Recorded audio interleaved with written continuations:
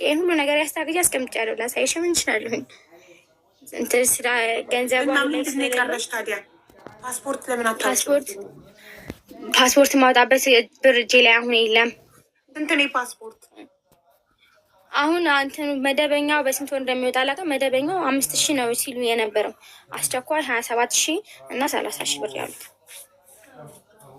እሺ ስለዚህ ጋይስ ፓስፖርት እናግዛትና ፓስፖርቷን ታውጣ፣ ከዛ አረብ ሀገር እንድትመጣ እናርጋት። እኔ ብመጣ እንትን ማለት ሀሳቡም ስላለኝ ነው ልደት ካርድ ያውጥቼ ያመጣሁት።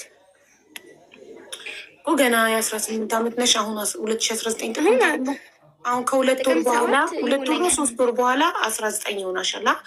ልጅ ነሽ። ስለዚህ መጥተሽ ሰርተሽ የራስሽንም የልጅሽንም ህይወት ለውጭ።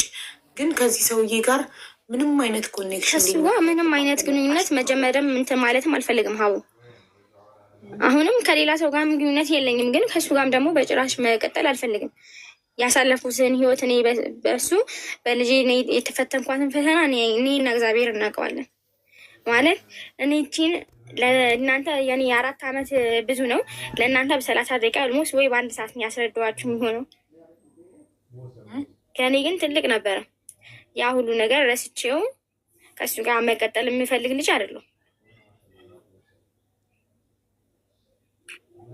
ያ በጣም ነው የሚያሳዝነው። ግን አሁን አንቺ አረብ ሀገር ሄድሽ፣ እሱ ልጅሽን አይወስድብሽም?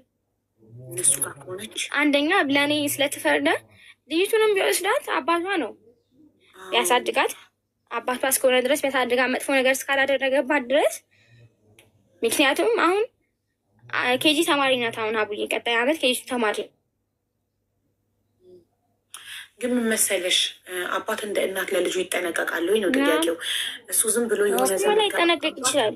ሴት ልጅ ናት። እሱ የሆነ ዘመድ ጋር አስቀምጧት ብትደፈርስ፣ ጎረቤትስ ሚደፍራት? እናት ናት ልጅን በጣም ጠንቅቃ የምትይዘው። አሁን እቺ ሴትዮ